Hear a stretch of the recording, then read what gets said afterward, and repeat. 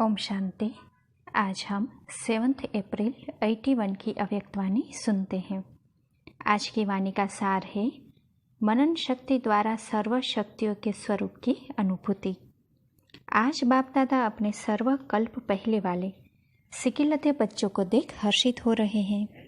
जैसे बाप अति स्नेह से बच्चों को सदा याद करते हैं, वैसे ही बच्चे भी सदा बाप को याद करने वह बाप की श्रेष्ठ मत पर चलने में दिन रात लगे हुए हैं। बाप दादा बच्चों की लगन, बच्चों की दिल व जान, सिकवा प्रेम से सदा सेवा में लगन देख सदा ऐसे बच्चों को आफरीन देते हैं। बच्चों का भाग्य के पीछे त्याग देख बाप दादा सदा त्याग पर मुबारक देते हैं। सर्व बच्चों का एक ही संकल्प बाप को प्रत्यक्ष करने व स्वयं को संपन्न बनाने का, यह भी देख बाप दादा खुश होते हैं। क्या थे और क्या बन गए, इस अंतर को सदा स्मृति में रखते हुए सभी इसी ईश्वरीय नशे में रहते हैं। इसको देख बाप दादा भी फकुर से कहते हैं, वाह संगम युगी बच्चे वाह, इतने तकदीरवान जो अब लास्ट जन्म तक भी आपके तकदीर की तस्वीर मस्तक में महिमा द्वारा, मुख में गीतों द्वारा और हाथों से चित्र द्वारा, नैनों में स्नेह द्वारा तकदीर की तस्वीर खींचते रहते हैं। अब तक भी आप श्रेष्ठ आत्माओं के शुभ घड़ी को याद कर रहे हैं कि फिर से कब आएंगे। आह्वान भी धूम मचाए हुए हैं। ऐसे तुम तकदीरवान हो जो स्वयं बाप भी आपके तकदीर के गुण गाते हैं। अंतिम भक्त तो आपके चरणों को भी पूछते रहते हैं, सिर्फ आपसे क्या मांगते हैं कि आपके चरणों में ले लो। इतनी महान आत्माएं हो, इसलिए बाप दादा भी देख हर्षित होते हैं। सदा अपना ऐसा श्रेष्ठ स्वरूप, श्रेष्ठ तकदीर की तस्वीर स्मृति में रखो। इससे क्या होगा, समर्थ स्मृति द्वारा, संपन्न चित्र द्वारा चरित्र भी सदा श्रेष्ठ ही होंगे। कहा जाता है जैसा चित्र वैसा चरित्र, जैसी स्मृति वैसी स्थिति। तो सदा समर्थ स्मृति रखो तो स्थिति स्वतः ही समर्थ हो जाएगी। सदा अपना संपूर्ण चित्र सामने रखो, जिसमें सर्वगुण सर्व शक्तियाँ सब समाई हुई है। ऐसा चित्र रखने से स्वतः ही चरित्र श्रेष्ठ होगा। मेहनत करने की जरूरत ही नहीं होगी। मेहनत तक करनी पड़ती है जब मनन शक्ति की कमी होती है। सारा दिन यही मनन करते रहो, अपना श्रेष्ठ चित्र सदा सामने रखो, तो मनन शक्ति से मेहनत समाप्त हो जाएगी। सुना भी बहुत है, वर्णन भी बहुत करते हो, फिर भी चलते चलते कभी कभी अपने को निर्बल क्यों अनुभव करते हो, मेहनत अनुभव क्यों करते हो। मुश्किल है यह संकल्प क्यों आता है, इसका कारण सुनने बाद मनन नहीं करते। जैसे शरीर की शक्ति के लिए सबसे ज़्यादा पाचन शक्ति अर्थात हजम करने की शक्ति आवश्यक है, वैसे आत्मा को शक्तिशाली बनाने के लिए मनन शक्ति इतनी ही आवश्यक है। मनन शक्ति से बाप द्वारा सुना हुआ ज्ञान का अनुभव बन जाता है। जैसे पाचन शक्ति द्वारा भोजन शरीर की शक्ति खून के रूप में समा जाता है, भोजन की शक्ति अपने शरीर की शक्ति बन जाती है, अलग नहीं रहता। ऐसे ज्ञान की हर पॉइंट्स मनन शक्ति द्वारा स्व की शक्ति बन जाती है। जैसे आत्मा के पहले पॉइंट सुनने के बाद मनन शक्ति द्वारा स्मृति स्वरूप बन जाने कारण स्मृति समर्थ बना देती है कि मैं हूँ ही मालिक। यह अनुभव समर्थ स्वरूप बना देता है। लेकिन कैसे बना? मनन शक्ति के आधार पर। तो आत्मा के पहले पॉइंट अनुभव स्वरूप हो गई ना। इसी प्रकार ड्रामा के पॉइंट सिर्फ ड्रामा है यह कहने व सुनने मात्र नहीं, लेकिन चलते फिरते अपने को हीरो एक्टर अनुभव करते हो, तो मनन शक्ति द्वारा अनुभव स्वरूप हो जाना, यही विशेष आत्मिक शक्ति है। सबसे बड़े ते बड़ी शक्ति अनुभव स्वरूप है। अनुभवी सदा अनुभव की अथॉरिटी से चलते। अनुभवी कभी धोखा नहीं खा सकते। अनुभवी किसी के डगमग करने से, सुनी सुनाई से विचलित नहीं हो सकते। अनुभवी का एक बोल 1000 शब्दों से भी ज़्यादा मूल्यवान होता है। अनुभवी सदा अपने अनुभवों के खजाने में मगन रहते हैं, अर्थात सदा सागर के तले में खजानों से संपन्न रहते हैं।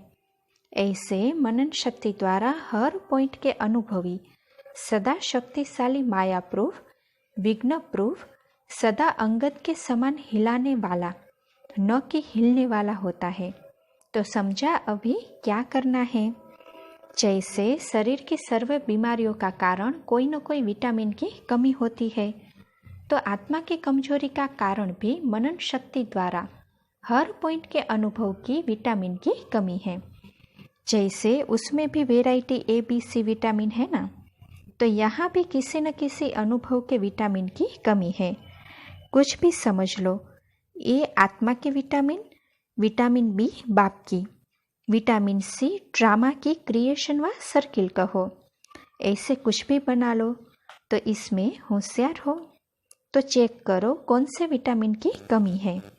आत्मा की अनुभूति की कमी है, परमात्मा संबंध की कमी है, ड्रामा के गुह्यता के अनुभूति की कमी है, संपर्क में आने के विशेषताओं की अनुभूति की कमी है, सर्व शक्तियों के स्वरूप के अनुभूति की कमी है, और वही कमी मनन शक्ति द्वारा भरो। श्रोता स्वरूप व भाषण कर्ता स्वरूप सिर्फ यहाँ तक आत्मा शक्तिशाली नहीं बन सकेगी। ज्ञान स्वरूप अर्थात अनुभव स्वरूप, अनुभवों को बढ़ावो और उसका आधार है मनन शक्ति। मनन वाला स्वतः ही मगन रहता है। मगन अवस्था में योग लगाना नहीं पड़ता, लेकिन निरंतर लगा हुआ अनुभव करता। मेहनत नहीं करनी पड़ेगी। मगन अर्थात मोहब्बत के सागर में समाया हुआ, ऐसे समाया हुआ जो कोई अलग कर ही नहीं सकता।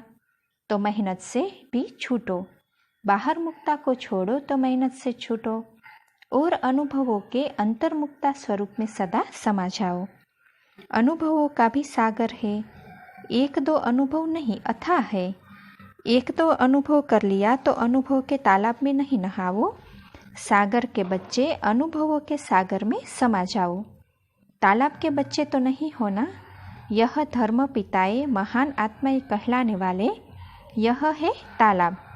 तालाब से निकल आए ना, अनेक तालाबों का पानी पी लिया, अब तो एक सागर में समा गए हो ना। अच्छा, ऐसे सदा समर्थ आत्माओं को, सदा सर्व अनुभवों के सागर में समाई हुई आत्माओं को, सदा अपना संपूर्ण चित्र और श्रेष्ठ चरित्रवान आत्माओं को, सदा श्रेष्ठ भाग्यवान आत्माओं को, सदा अंतर्मुखी सर्व को सुखी बनाने वाली आत्माओं को, ऐसे डबल हीरो आत्माओं को बाप दादा का याद प्यार और नमस्ते। अच्छा, पार्टियों से मुलाकात है। सदा स्वयं बाप के समीप रत्न समझते हो। समीप रत्न की निशानी क्या होगी? समीप अर्थात समान, समीप अर्थात संग में रहने वाले। संग में रहने से क्या होता है? वह रंग लग जाता है ना। जो सदा बाप के समीप अर्थात संग में रहने वाले हैं, उनको बाप का रंग लगेगा तो बाप समान बन जाएंगे। समीप अर्थात समान ऐसे अनुभव करते हो। हर गुण को सामने रखते हुए चेक करो कि क्या क्या बाप समान है। हर शक्ति को सामने रख चेक करो कि किस शक्ति में समान बने हैं। आपका टाइटल ही है मास्टर सर्वगुण संपन्न, मास्टर सर्वशक्तिवान। तो सदा यह टाइटल याद रहता है।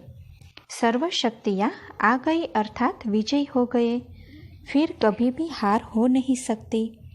जो बाप के गले का हार बन गए, उनकी कभी हार नहीं हो सकती। तो सदा यह स्मृति रखो कि मैं बाप के गले का हार हूँ। इससे माया से हार खाना समाप्त हो जाएगा। हार खिलाने वाले होंगे, खाने वाले नहीं। ऐसा नशा रहता है। हनुमान को महावीर कहते हैं ना। महावीर ने क्या किया? लंका को जला दिया। खुद नहीं जला, पूंछ द्वारा लंका जलाई। तो लंका को जलाने वाले महावीर हो ना।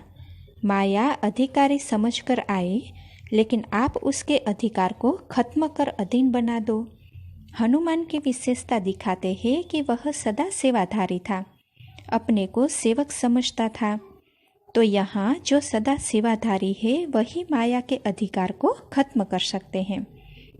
हनुमान के दिल में सदा राम बसता था ना, एक राम दूसरा न कोई, तो बाप के सिवाय और कोई भी दिल में न हो। अपने देह की स्मृति भी दिल में नहीं। सुना या ना कि देह भी परे। जब देह ही पर हो गई तो दूसरा दिल में कैसे आ सकता है। प्रवृत्ति में रहते भी अपने को ट्रस्टी समझो, गृहस्थी नहीं।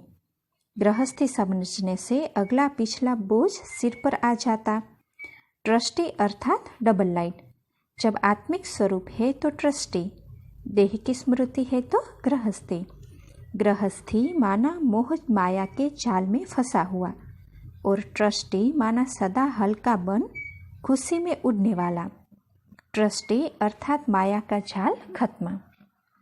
अच्छा, ओम शांति।